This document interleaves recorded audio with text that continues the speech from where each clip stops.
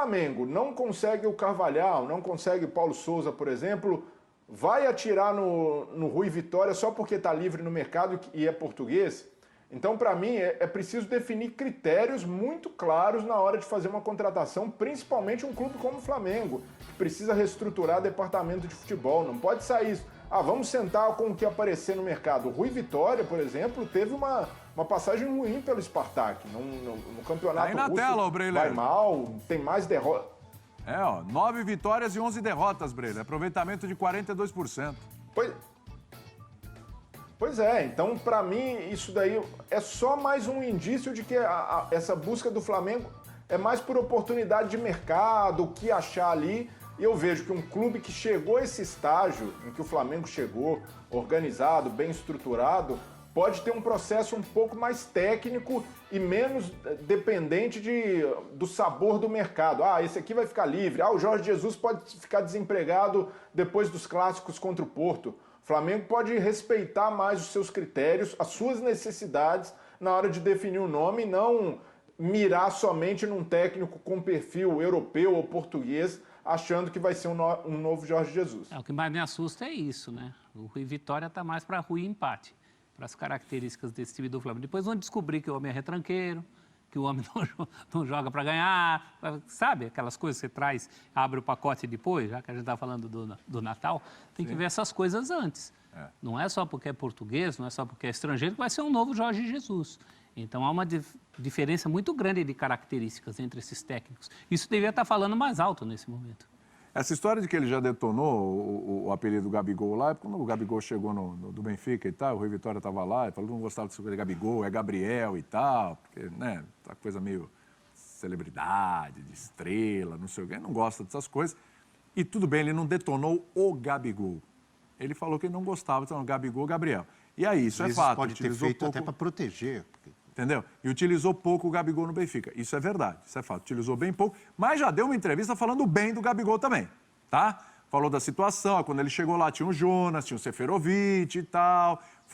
Era uma questão de contexto. Falou, não deu certo, não foi por causa dele, não foi por causa minha, questão de contexto mesmo, questão das opções que nós tínhamos. Você acha e tal, que o Gabigol está torcendo para 21 fechar anos. Com ele? E aí, fala sério. eu ia chegar nisso, Abelão. Fala aí. Eu ia chegar nisso, Abelão. Apesar de tudo isso, eu acho que o Gabigol... Melhor evitar. Deixa isso pra lá, deixa esse cara lá, pelo amor de Deus, não... Então, talvez, esse retrospecto, embora não tenha sido pegação de pé, perseguir o Gabigol, odiava o Gabigol, não é nada disso, mas é uma coisa ali que já não é legal. Tira do caminho, tira do caminho. E ele é desafeto declarado do Jorge Jesus. Também. Outro desafeto do Jesus? Rui Vitória, quem sabe num outro momento, tira. Então, aquele jantarzinho do Marcos Braz, deixa pra lá. O que o Jorge Jesus vai falar dele, hein? Já pensou? Hã? Com certeza não será ele o indicado por Jorge Jesus. Aliás, por que se abre uma janela de esperança? Já que você falou de construção, palavras, uma janela de esperança. Tijolinhos de esperança. Tijolinhos de esperança, como uma janela de esperança para o torcedor do Flamengo com relação a Jorge Jesus. Porque tem uma declaração interessante. De quem é? Do advogado do Jorge Jesus, é isso? O advogado do Jorge Jesus falou um negócio aí que é curioso. Olha lá. Luiz Miguel Henrique. É claro e óbvio que o Flamengo quer um treinador. Se pudesse ser Jorge Jesus, eles quereriam? Com toda certeza absoluta. Toda certeza absoluta. Toda certeza absoluta. Se é prioridade para o Flamengo, tens de perguntar ao Marcos Braz. E segue. Ele, Braz, não mente. O Jorge Jesus nunca disse que não. Porque não houve uma conversa a esse respeito. Não há rigorosamente qualquer proposta. Repito, não há rigorosamente qualquer proposta. Entrevista ao Jornal Português Record. Então, se não houve conversa, não houve proposta, significa que esta conversa aqui acontecerá? Pode render frutos. Pode render frutos? Ele foi muito... Essa entrevista foi muito otimista. Inclusive, tem um outro trecho em que ele fala, ele define a permanência do Jesus no Benfica. Não lembro que palavra que ele usou, mas é alguma coisa como bem difícil, bem complicada, insustentável.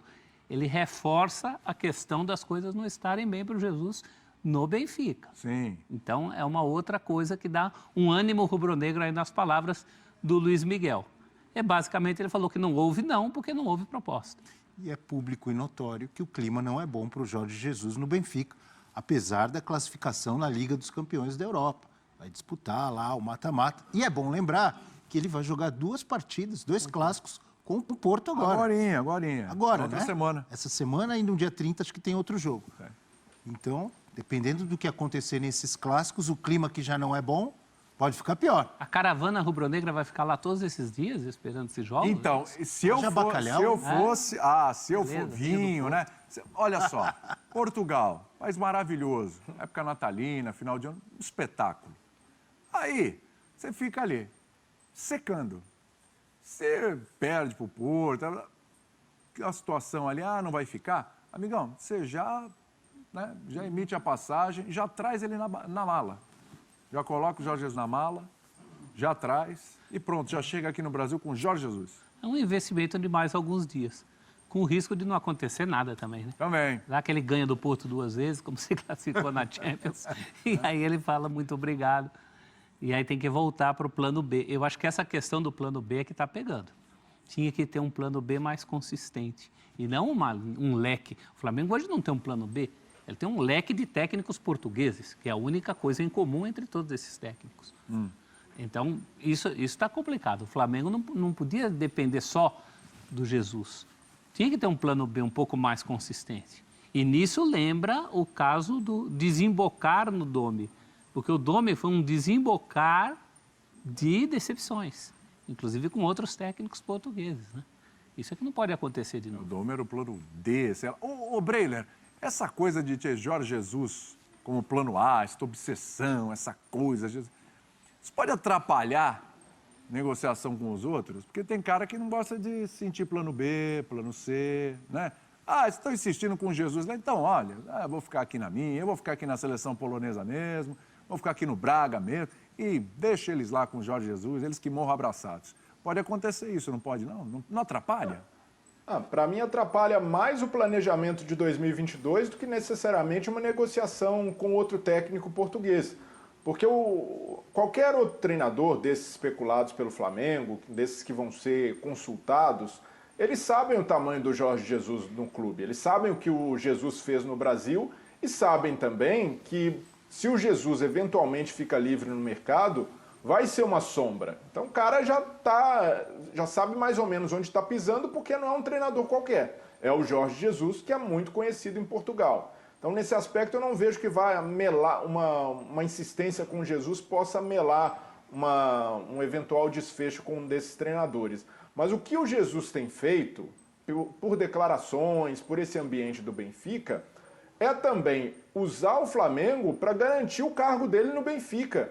Ele mostra para a direção do Benfica, principalmente para os torcedores, que ele tem portas abertas no Flamengo a qualquer momento. Ele, olha o carinho da torcida por mim, olha os caras aqui vindo tomar café comigo, fazendo questão de sentar na mesa. Então ele se valoriza também, ele mostra que, para o Benfica, que ele não é um treinador qualquer. Então ele está usando isso, o Flamengo, de certa forma, como uma moeda para conseguir permanecer no Benfica, que é a prioridade dele. O Jorge Jesus sai do Flamengo dizendo que quer ficar na Europa, que quer ficar próximo dos seus familiares, próximo de Portugal. Então, para mim, não faria sentido, nesse momento, ele, com a opção de estar no Benfica, querer abrir mão disso tudo para voltar para o Flamengo, por mais que seja ídolo por aqui.